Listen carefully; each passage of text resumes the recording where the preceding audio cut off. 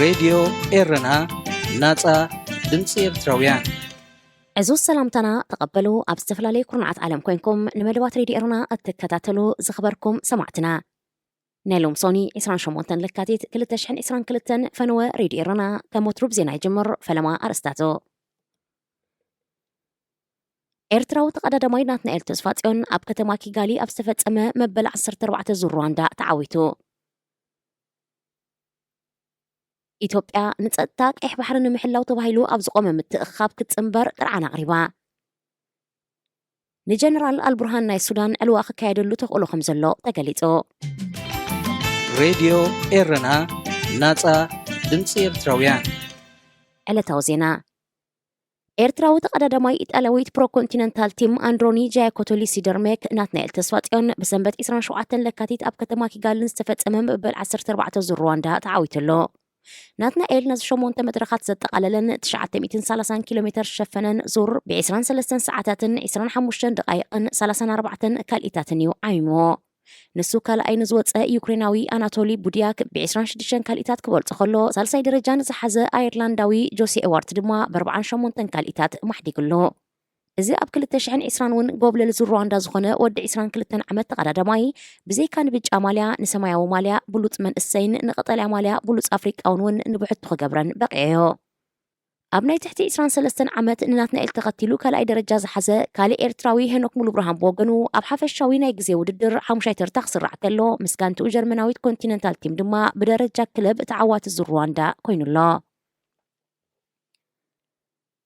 ንጸጥታ ቀይሕ ባሕሪ ምሕላው ተባሂሉ እቲ ባሕሪ ብዘዋስነን ሃገራት ዝተመስረተ ምትእኽኻብ ኢትዮጵያ ብምግላላ ጉቡይ ውሳነ ክብል ሚኒስትሪ ጉዳያት ወጻእቲ ሃገር ገሊጹ ኣፈኛት ሚኒስትሪ ዱና ሙፍቲ ብ26 ለካቲት ንጋዜጠኛታት ሃገሩ ኣብ ዝሃቦ ቃል ልዕሊ 100 ሚልዮን ንዝህዝባ ኢትዮጵያ ቀንዲ ተገልጋሊት ቀይሕ ባሕሪ ክነሳ ጸጥቱ ኣብ ምሕላው ክትሳተፍ ዕድመ ክቐርበላ ኣለዎ ኢሉ ብስዑድ ዓረብ ተመዊሉ ኣብ 2019 ዝጀመረ ምትእኽኻብ ቀይሕ ባሕሪ ዘዋስነን ሃገራት ንኤርትራ፣ ጅቡቲ፣ ሱዳን፣ ግብፂ፣ ዮርዳኖስ፣ ስዑድ ዓረብ፣ ሶማልን የመንን ይሓቆፍ ኣብቲ እዋን ቀንዲ ዕላማ ሙቓምቲ ምትእኽኻብ ንምትእትታው ቻይናን ሃገራት ምዕራብን ንምክታእ እዩ ዝብል ትንታነታት እዩ ተዋሂብዎ ምክትል ቀዳማይ ሚኒስተርን ሚኒስተር ጉዳያት ወፃእን ኢትዮጵያ ደመቀ መኮነን ኣብ ዝሓለፉ መዓልትታት ኣብ ጀርመን ዝተኻየደ መበል 58 ዋዕላ ፀጥታ ሙኒክ ኢትዮጵያ ካብ ምኽባር ፀጥታ ቀይሕ ባሕሪ ክትግለል የብላን ክብል ምጥቃሱ ዲና ሙፍቲ ሓቢሩ ናይ ገዛ ርእሳ ናጽነት ዝኣወጀት ሶማሊላንድ እውን ኣብቲ ምትእኽኻብ ብዘይ ምጽንባራ ዘለዋ ተቃውሞ ኣስሚዓላ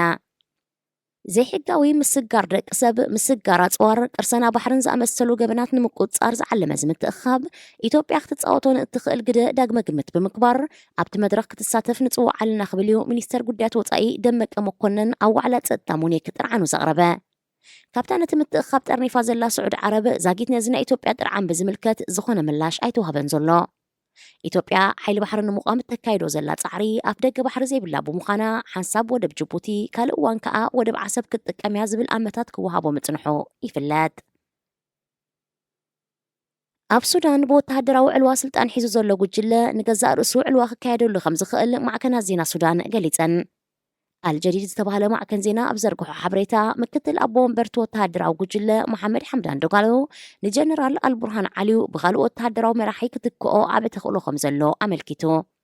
ቀንዲ መሻርክቲ ሕቡራት ኢማራት ዓረብ ምዃኑ ዝንገረሉ ሓምዳን ዶጋሎ ናብ ሩስያን ካልኦት ሃገራትን ምብጻሕ ብምክያድ ናይ ውሽጥን ናይ ደገን ደገፍ ንምርካብ ይንቀሳቐስ ከም ዘሎ እዩ ዝንገር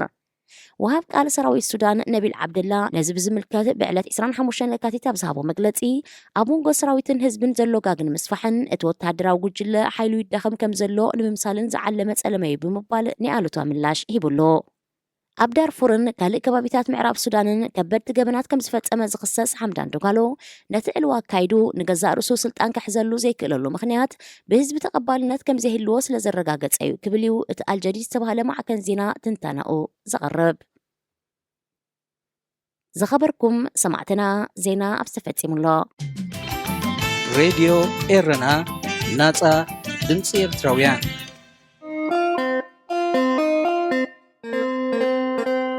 جنا أدم أبرادي إيرنا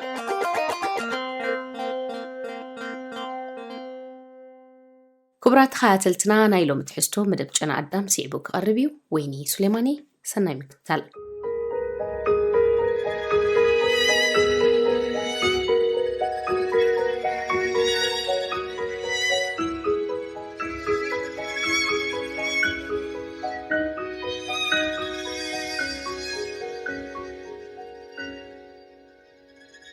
سهرة بحري مكرة عمز حساز مزتسي بجزاء مزامدا كم انسسات حرد سهرة مكرة بحري جويا ما أسرتي مكيتو زمتس ببسجت نفسي يحلف هلوات إرتراو سب إرتراو من أسي إرتراوي قولي خون ودي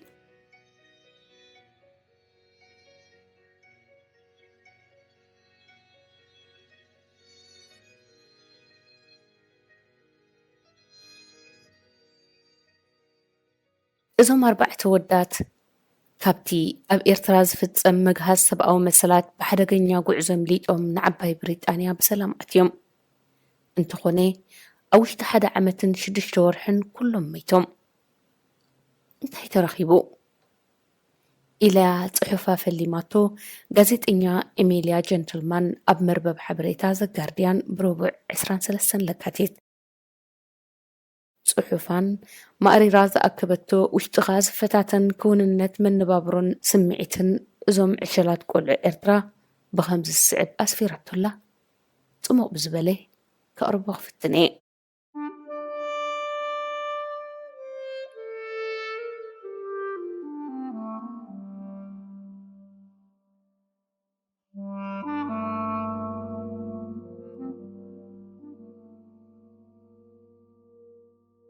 نزتوسنا أوان زوم تحت عد مقلعو مالت أليكس ملو برهان عبدون فيلمونن نفسهم كأليلو زخلو سراح نيرو وميو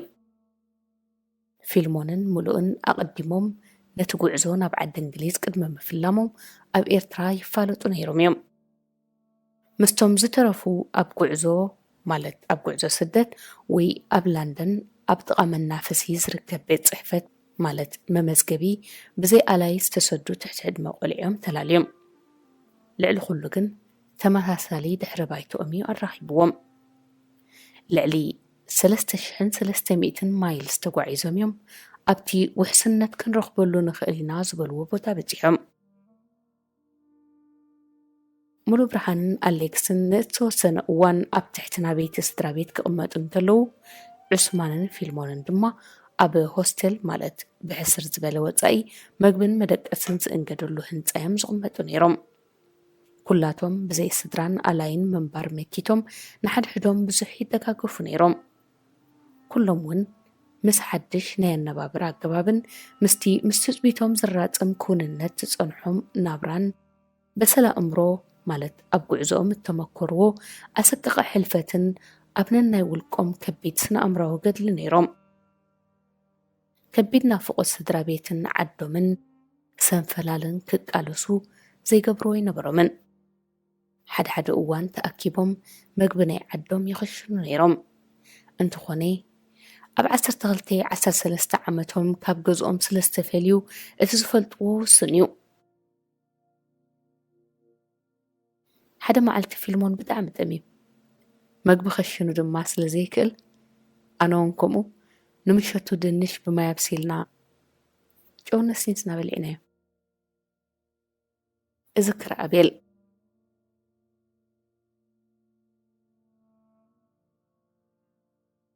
حدا قزيون بموزيك أنا يعدم الزانيون أسعسعد نيروم زمنا أشت ودات بخونتات حدهم أزيوم يمز الشغل نيروم بزتخالهم متن كاب مسمر كيوزو كتحلالون كتألاليون يفتنو نيروم كسابون مستن زبزحن حما بهريات نزر أين حد يقنان نيروم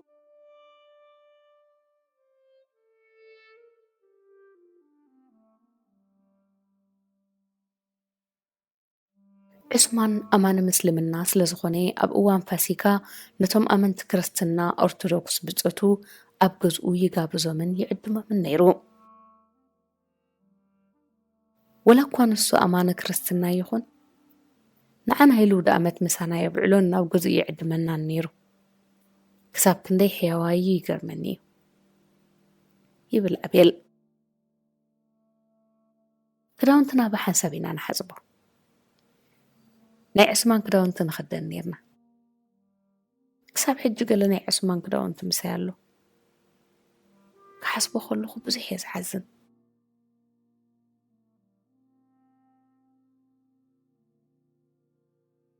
ይውስኽ ኣቤል እንተኾነ ኣብ መወዳእታ ብስጭት እቲ ኩሉ እቲ ኣብ ንእስ ዕድሚኦም እተመከርዎን ቀጻልነት ዝጎደሎ ደገፍ እቲ እተዓቆብሉ ሃገር ማለት ዓባይ ብሪጣንያን ዘረጋግጹ ሓቂ ካልእ ኮይኑ ኣብ ውሽጢ ዓመትን 6 ዋርሕን ብምልኦም እዞም ኣወዳት 4ቲኦም ነፍሶም ኣሕሊፎም ኣብ ሕዳር 2017 ፈለማ ፊልሞን የማኔ ኣብ 18 ዓመቱ ድሕሪ ሂደት ሳምንቲ ኣሌክሳንደር ተኽለውን ኣብ 18 ዓመቱ ኣብ ጉንበት 2018 19 ዓመት ዕድሚኡ ዝመልአ ዑስማን ኣሕመድ ኑር ኣብ መወዳእታ ድማ ሙሉ ብርሃን ክፍለ የሱስ ኣብ ለካቲት 2019 ንሱውን ኣብ መበል 19 ዓመት ዕድሚኡ ኩሎም ብነፍሲ ቅትለት ሓሊፎም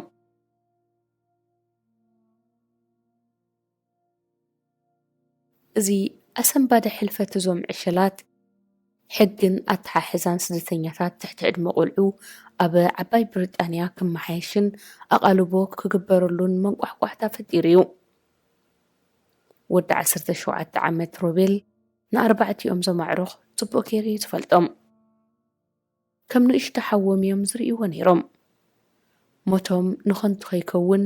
ንለውጢ ክንነቓቕሕ ተስፋ ከም ዘለዎን ወትሩ ክዝከሩን ብዙሕ ባህገ ከም ዘለዎ ዕሊሉኒ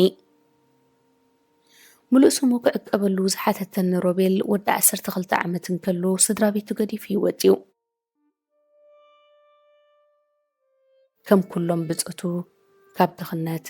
ምግሃዝ ሰብኣዊ መሰላትን ዘይንጹር መፀአን ኣብ 18 ዓመት ዕድሚኡ ዘርክበሉ እቲ ደረት ዘይብሉ ዝጽበዮ ሃገራዊ ኣገልግሎትን ከምልጥ ይወፅዩ ኣሌክስ ኣብ ማዓስከር ስደተኛታት ካሌስ ፈረንሳይ ተላሊዎ እቲ ብንእሽቶ ናይ ዕድመ ፍልሊ ዝመርሖ ኣሌክስ ንእለቱ ከም ዓባሓዉ ካልዮ ጀሚሩ ሮቤል ነዛ ኣብ ማዓስከር እናሃለዉ ምስ ካልኦት ትሕቲ ዕድመ ብፅቶም ዝተላዕለዋ ስእሊ ከም መዘከርታ ሒዝዋ ኣሎ ኣብዚ ስእሊ ክትምልከት ክሳብ ክንደይ ንኣሽቱ ቆልዑ ምዃኖም ኢኻ ትዕዘብ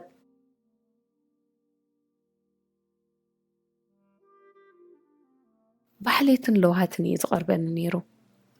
ናይተን ብ3 ዓመታት ዝመርሓኒ ይላገጸለይ ነይራስነንን እውን ነይሩ ግና ንባዕሉ ንእሽተይ ወዲ እዩ ቆልዓይ ነይሩ ከም ኩልና ቆልዓይ ነይሩ ንባዕሉ ከም ኩልና ይዝክር ሮቤል ኣብቲ ካብ ከተማ ምሕድግ ዝበለ ሰፈር ድኻታት ምስ ከምኦም ዝኣመሰሉ ትሕቲ ዕድሜ ኣብ ግዝያት ድሕሪ ቀትሪ ኩዕሶ እግሪ ይፃወቱ ነይሮም ኩሉ ግዜ ኢና ንሰዓር ነርና እንተኾነ ኣዝዩ ጽቡቕ ግዜ ንሕልፍ ነርና ኣሌክስ ዋዛና ምፅእኑ ኩሉና እዩ ዘስሕቐና ሓላይን ሓብሓብን እዩ ነይሩ ኣቦ ኣሌክስ ኣቶ ተኽለውን ንወዱ ብተመሃሳሊ ባህሪ ዝዝክሮ ኣብቲ ናይ ፅርበት ዕንፀይቲ ሞይኡ ክዓይን ከሎ ከይጉዳእ ኣእዳው ጓንቲ ክወዲ ብተደጋጋሚ ይዛረቡ ምንባሩ ይዕልል ኣሌክስ ኣብ ትምህርቲ ቁፅሪ ፈቱ ከም ዘይነበረን ኣብ ጂኦግራፍ ግን ሓያል ምንባሩን ምስ ዓበየ ፕሮፌሽናል ተቐዳዳማይ ብሽክለታ ናይ ምዃን ባህጊ ከም ዝነበሮን ይዕልል ናይ ኣሌክስ ጉዕዞ ክሳብ ብሪጣንያ መሪር ከም ዝነበረ ኣቶ ተኽለይ ይርድኦ እዩ እንተኾነ ኣሌክስ ከይጉድኡ ብምባል ብዛዕባ ሳሃሩኡን ረባሽ ሓቅታት ናብሩኡን ንስድሮኦም ሓንቲ እኳ ዕሊልዎም ኣይፈልጥን እዩ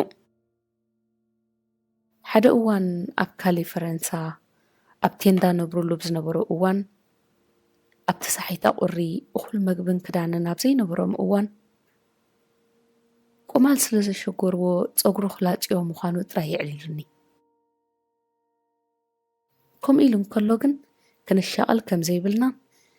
ወረቐቱ ሒዙ ስራሕ ምጀመረ ገንዘብ ክሰደልናን ክሕግዘናን ምዃኑ እዩ ዝነግረና ይውስኽ ኣቶ ተኽለ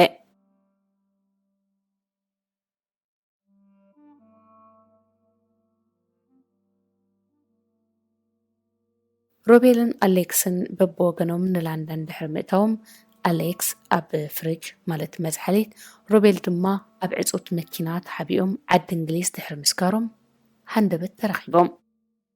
ክልቲኦም ዝፈልጥዎ ገጽ ደጊሞም ብምርኣዮም ኣመና ተሓጒሶም ድሕርቲ ዝወሃቦም ዝነበረ ናይ ስደተኛታት ትምህርቲ ድማ ኩዕሶ ክጻወቱን ሙዚቃ ክሰምዑን ይረኸቡ ነይሮም ሮቤል ድሒሩ ንምሉእ ብርሃን ዝተላለዩ ብሓንሳብ ኣብ ናይ ኤርትራውያን ተዋህዶ ቤተ ክርስቲያን ይመላለሱ ነይሮም ሙሉእ ብርሃን ሮቤል ካብቲ ኣብ ላዕሊ ዝነበረ መንበሪ ገዝኡ ብፍንስትራ ርእሱ ኣቕልቂሉ መፍትሕ ገዝኡ ሰንድዩ ክኣቱ ክዕድሞን ከሎ ክሳብ ክንዲ ምንታይ ፈቃርን ሕውስን ምንባሩ ብምግራም ሮቤል ይዝክር ኣብቲ እዋንቲ ሮቤል ኣብ ናባይ ወለዲ ማለት ትሕቲ ዕድመ ዝኣልዩ ስድራ ቤት ይቕመጥ ብምንባሩ ናይ ጁባ ገንዘብ ኣይነበሮን ድሕሪ ትምህርቲ ክጠምን ከሎ ድማ ጣዕሞተይ ስጋ ደርሆ ይገዝኣለይ ነይሩ ሙሉእ ይዝኣለየኒ ነይሩ ይዝክር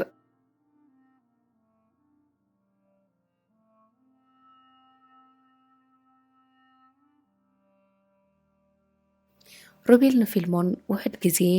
ኣብቲ ኣብ ጥቓቲ ጉዳዮም ዝከታተል ቤት ጽሕፈት ዘሎ መናፈሻ ረኺቦ ይፈልጥ እዩ ምስ ዑስማን ግን ጽቡቕ ገይሮም እዮም ዝፋለጡ ነይሮም ናይ ኮኸብ እላም ዘለዋ ቆቢዕ ነይራትኒ ክወድያ ኣለቂሐዮ ኣመና ስለ ዝፈተዋ ንሓላሉ ሂበዮ ይብል ዑስማን ብተደጋጋሚ ኣብ ርእሱ ብዝሰምዖ ዝነበረ ድምፅታት ይናወፅን ይርበሽን ስለ ዝነበረ ኣዕርኽቱ ኣዝዮም ይሸቐሉ ምንባሮም ይሕብር ዝነበረና ፍልጠት ክሳብ ክንደይ ጥቡቕ ምዃኑ ስለ ዘሰከፈኒ ደሓን እንተኾነን ንኹነታቱ ኣመልኪቴ ደፊረ ክሓቶን ኣይከኣልኩን ይብል ሮቤል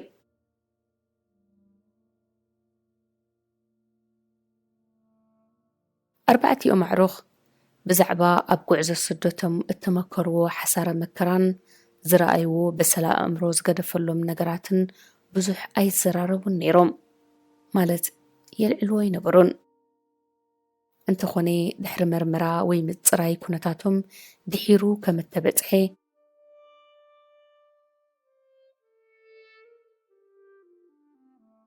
ሰምሰርቲ ንኻልኦት ኣሰጋግርቲ ደቂ ሰብ ክሸጥዎም ዝሓለፍዎ ከቢድ ፈተና ዓመፅ ካብ ካልኦት ጉጅለታት ኣሰጋግርቲ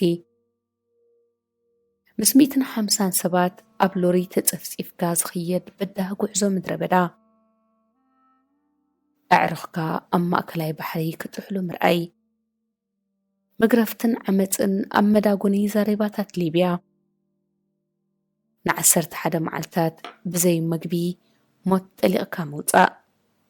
ሕማም ዓሶ ምስ ተደጋጋሚ ጥሜትን ጽምእን ኣብ ጉዕዞ ስደቶም ኣእምሮኦም ዘሰነዶ ዘስካሕክሕ ተመክሮ እዩ ነይሩ ድሕሪ ዝኹሉ በዲህካ ምምፃእ ድማ ኣብ ዓዲ እንግሊዝ ምስ በጻሕካ ተስፋ ዝቑርጽ ነገራት ምርካብ እዩ ኣብ ሓሳበይ ዝነበረ ደኣ ናብ ኣዝዩ ጽቡቕ ቦታ ዝመጻና እዩ ዝመስለኒ ነይሩ ኩሉ ሰብ ድላይ ዝረኽበሉ ቦታ ብግርህንኡ እናሰሓቐ ሮቤል ኣብዚ ምስ መጻእካ ግን ትጽቢትን ክውንነትን ፈጺሙ ይራኸብን እዩ ነዚ ምቕባሉ ትስእን ገዛ ይኹን ስድራ ይብልካን ብዛዕባ ገዲፍካዮም ዝመጻእካ ስድራ ቤት ድማ ኣዝኻ ኢኻ ትሸቐል ኣመና ይኸቢድ ኣቤል ውስኽ ኣቢሉ በቲ ብዛዕባ ኣሌክስ ተሓቲቱ ዝሃቦ ምስክርነት ከምዚ ኢሉ ይደግሞ ካብ ኤርትራ ንዓዲ እንግሊዝ ዓሊምና ክንጓዓዝ እንከለና ዓዲ እንግሊዝ ገነት ኮይኑ ይስማዓና ነይሩ ኩሉ ነገር ኣብኡ ምስኣተና ዝውዳእ ኩሉ ነገር ጽቡቕ ዝኸውን ኩሉ ነገር ደሓን ዝኸውን እዩ ዝመስለና ነይሩ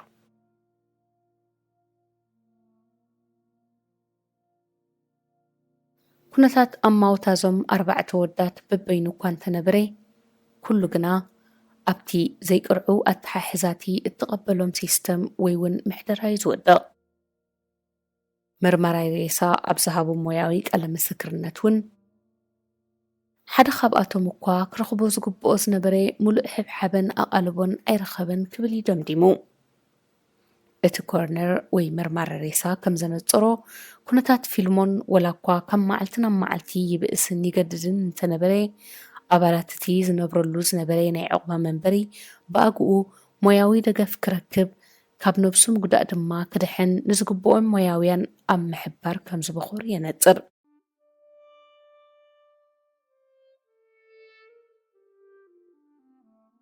ቋንቋ እንግሊዘኛን ሞያ ጽርበት ዕንፀይትን ዝመሃር ዝነበረ ዑስማን ኣብ እዋን ሞቱ ናይ ስደተኛ ዕቑብኡ ከይገደፍ ወይ እውን ከይመንጠል ከቢድ ሸቕሎት ከም ዝነበሮን በኣልኮልን ዕፀ ፋርስን ነፍሱ ክሕክምን ከረጋግእን ጀሚሩ ከም ዝነበረ ብምጥቃስ ነፍስኻ ናይ ምቕታል ስምዒታት ይመላለሶ ከም ዝነበረ ምዝሓበረ ክወሃቦ ዝግባእ ሓገዝ ከም ዘይረኸበ ዝረጋግፅ መርትዖ ከም ዝተረኽበ እቲ ኮርነር ወይ መርማረ ሬሳ ይገልጽ። ኣብ ጉዳይ ሙሉ ብርሃን ኣብ ዝተገብረ ምርመራ ምስ ናይ ስነ ኣእምሮ ጥዕና ብዝተሓሓዝ ደምዳሚ ንጹር ውፅኢት ከም ዘይተረኽበ ይሕብር። ኣሌክስ ትሕቲ ዕድመ ክነሱ ብጌጋ ብሰራሕተኛታት ሆም ኦፊስ ከም እኹል ሰብ ተሓሲቡ ኣብ ክንዲ ናብ ናባይ ወላዲ ወይ ወለዲ ከም ጽጋዕ ዝግበር መሳትኡ ምስ ዘይኮኑ እኹላት ሓተቲ ዕቑባ ድሕሪ ምውጋኑ ከቢድ ኣካላዊ መጥቃዕቲ ወሪድዎ ምንባሩን ድሕሪ ተፈጻመ ብኸቢድ መስተ ክሰቲ ከም ዝተረአየን ሰራሕተኛታት እቲ ኦፊስ ኣብ ጉዳይ ዝተገብረ ጌጋ ተረዲኦም ክዕርይዎ እኳ እንተፈተኑ እቲ ሓንሳብ ዝተፈጥረ ጌጋ ንጉዳዩን መጻኢ ህይወቱን ባዕናዊ መንገዲ ሕምብሊል ምባሉን ምጥምዛዙን ጠንቁመቱ ከም ዝኾነ ተገምጊሙ። ሬድዮ ኤረና ናጻ ድምፂ ኤርትራውያን ጽሑፍ ጋዜጠኛ ኣሜልያ ጀንትልማን ኣብዚ ኣይተዛዘመን። ኣዝዩ ሰፊሕ መጽናዕቲ ብዛዕባ ግዳያትን ሕልምታቶምን ዝወረዶም ስነ ኣእምሮ መጉዳእትን ብምግባር ንሕልምታቶም ተስፍኦም ንኹለንተናዊ መንፈሶም ከም ሰባት ከም ቆልዑ ከም ህፃናት ከም ውሉዳት ከም መንእሰያት ጽቡቕ ዝኽሪ ብምልባስ ንምንባሮም ህይወት ዝህብ ትሕዝቶ ኣዳልያ። ኣብዚ ከይተሓፅረት ድማ መምሕዳር እቲ ዝተዓቕብሉ ሕብረተሰብ ስለምንታይ ከድሕኖምን ባግኡ ክሕግዞም ዘይከኣለን ዝፍትሽ ዝምርምር ዝነቅፍ ትሕዝቶውን ብምቕራብ ሞያዊ ሓላፍነታ ጥራይ ዘይኮነ ሰብኣዊ ጭውነታ መስኪራ። ነዚ ጽሑፍ ክሳብ ኣብዚ ጥራይ ተርጉመ ዘቕረብኩሉ ምኽንያት ርዱእ መስለኒ። ካብቲ ጠንቂ እዚ ኩሉ መከራ ዝኾነ ርእስቲ ኣስኪልና መንግስቲ ዓዲ እንግሊዝ ከምዚ ገይሩ ኣይተቐበሎምን ከም ዝባ ስለ ዘጉደለሎም ናብ ዝብል ሓሸውዬ ንኸይነምርሕ እዩ። ንሱስ ደቂ ተዓዲ ኣለዎ። ንበዓል ኤሚልያ ንግደፈሉ በዓል ኤሚልያ ይሓታሉ ኣለዋ ንስለ ሰብኣውነት ክዕቆቡ ዝመፁ ብኽብሪ ኣይሓስኩምን ኢሉ ዝሓትት ዜጋ ንዘለዎ ዓዲ ካብ ምንቃፍ